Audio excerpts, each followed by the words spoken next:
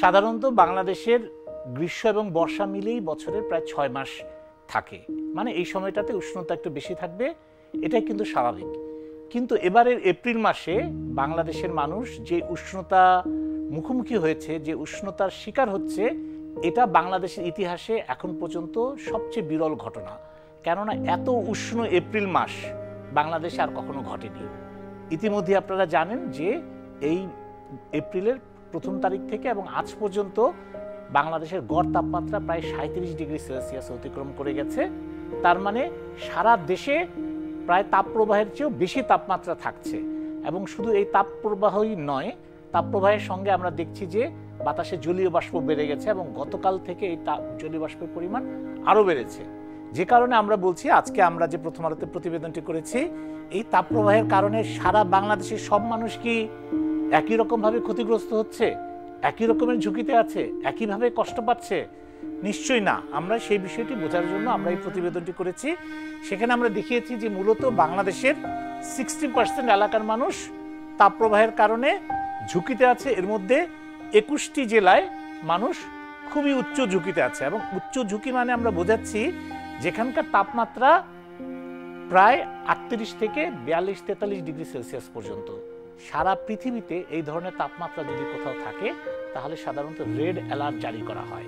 তার মানে একটা জরুরি অবস্থা ওই এলাকায় বিরাজ করছে। ওই এলাকার সাধারণ মানুষ বাইরে যাওয়া, ঘরে থাকা সব কিছুতেই খুব সাবধানতার সঙ্গে করতে বলা হয়। এবং এটাই কিন্তু নিয়ম, কারণ এই নিয়ম যদি কেউ না মানে তাহলে তার নানা ধরনের শারীরিক এবং স্বাস্থ্যগত ঝুঁকি, এমনকি জীবনের নিরাপত্তাজনিত ঝুঁকিও তৈরি হতে পারে।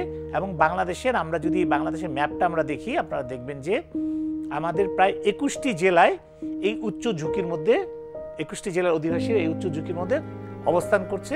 তারপরে আমরা দেখেছি যে প্রায় 15-20টি জেলার মধ্যে এই ধরনের ঝুঁকি আছে। এবং বাকি জেলাগুলোতে একমাত্র সিলেট ছাড়া পুরো বাংলাদেশটাই আসলে এই তাপপ্রবাহের ঝুঁকির মধ্যে আছে।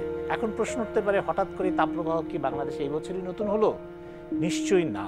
গত 3 বছর ধরে আমরা দেখছি ক্রমাগতভাবে বাংলাদেশের গ্রীষ্মকাল, বিশেষ করে মার্চ থেকে শুরু করে একদম মে, জুন, জুলাই, আগস্ট, সেপ্টেম্বর পর্যন্ত আমরা উষ্ণতার মধ্য দিয়ে যাচ্ছি। মাঝখানে বর্ষার সময় বৃষ্টি আসছে, বৃষ্টি চলে যাওয়ার পরে আবারও তাপপ্রবাহ ফেরত আসছে, মানে প্রচণ্ড গরম থাকছে। এই গরমের কারণে বাংলাদেশের মানুষের, আপনারা শুনেছেন যে আমরা আমাদের প্রতিবেদনে করেছি, আপনারা দেখবেন যে হিট স্ট্রোকে 1 সপ্তাহে 7 জন মারা গেছে। এটা তো একটা সরকারি হিসাব, কিন্তু বেসরকারি হিসাবে এই মৃত্যুর সংখ্যা আরও বেশি। এবং এই অসুস্থ হওয়ার ঘটনা কিন্তু আরও অনেক অনেক বেশি। ফলে এই তাপপ্রবাহের কারণে বাংলাদেশের অলমোস্ট বেশিরভাগ মানুষ নানাভাবে আক্রান্ত হচ্ছে। এতগুলো মানুষের কথা, আপনারা জানেন যে মাঠে এখন ফসল আছে, ধান, সবজি আছে, ভুট্টা আছে, ফল আছে, বিশেষ করে কাঁঠাল, আম, এই ধরনের ফল আছে। তো আম এবং কাঁঠালের জন্য আপনারা জানেন যে এই গরম অনেক ক্ষেত্রে সহায়ক, এমনকি ধানের ক্ষেত্রেও এটা সহায়ক। কিন্তু এটা যদি ধারাবাহিকভাবে আরও চলতে থাকে তাহলে এটা কিন্তু আপনার আরও বড় ধরনের ঝুঁকি তৈরি করে। একই সঙ্গে আপনারা জানেন যে এই ধরনের তীব্র তাপদাহের পরে আবার অনেক সময় ঘূর্ণিঝড়ের কিন্তু আশঙ্কা থাকে।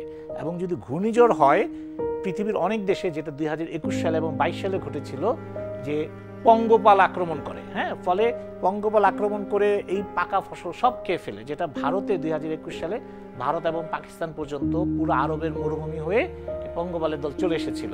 ফলে এই উচ্চ তাপপ্রবাহের ঝুঁকি আমাদের এখন তাৎক্ষণিকভাবে তীব্র গরমের অনুভূতি দিচ্ছে, আমাদের কষ্ট বাড়িয়ে দিচ্ছে, মানুষের স্বাস্থ্যের ঝুঁকি ফেলছে। কিন্তু দীর্ঘমেয়াদে এটা আমাদের কিন্তু ফসল, পশু পাখি, প্রাণী সম্পদ সহ অন্যান্য সমস্ত সম্পদের ক্ষতি করছে।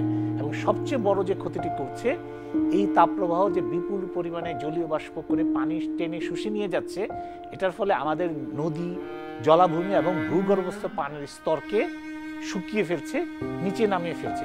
এই তাপপ্রবাহের যদি আমরা ম্যাপটা দেখি, এই ম্যাপে দেখব যে বাংলাদেশের মূলত সবচেয়ে দরিদ্রপ্রবণ এলাকা, যেখানে নিয়মিতভাবে অন্য দুর্যোগগুলো বেশি হয়, উপরে বন্যার বিপদ, নিচে ঘূর্ণিঝড়ের বিপদ, এই এলাকাটাও কিন্তু মূলত তাপপ্রবাহের কারণে সবচেয়ে বেশি ক্ষতিগ্রস্ত। এবং এই সমস্ত প্রাকৃতিক দুর্যোগের কারণে আমরা দেখেছি যে এই অঞ্চলের মানুষের কিন্তু আয় এবং জীবনযাত্রার মান কমে যাচ্ছে।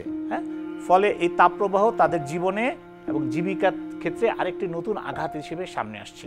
ফলে আমরা বন্যা বা অন্যান্য দুর্যোগের ক্ষেত্রে তাদের পাশে যেরকম রাষ্ট্র এবং বেসরকারি সংস্থা এবং সাধারণ মানুষ পাশে দাঁড়ায়, এই তাপপ্রবাহের সময়ও তাদের পাশে সেভাবে দাঁড়ানোর কথা বা দাঁড়ানোর পরামর্শ দিচ্ছেন বিশেষজ্ঞরা।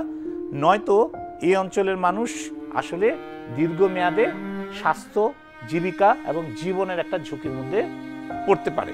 ফলে আমাদেরকে অনেকে বলছেন যে এই যে তীব্র তাপপ্রবাহের যে এলাকা, যে 21টি জেলা সহ, হয়তো এটা অনেক সময় আরেকটু কমতে পারে বা বাড়তে পারে, কিন্তু মূলত হচ্ছে এটাই হচ্ছে মূল এলাকাগুলো।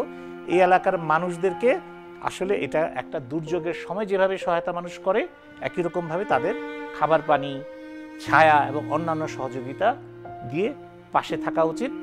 নয়তো এটা সামগ্রিকভাবে পুরো দেশের উপরেই এটার একটা দীর্ঘমেয়াদী নেতিবাচক প্রভাব পড়বে।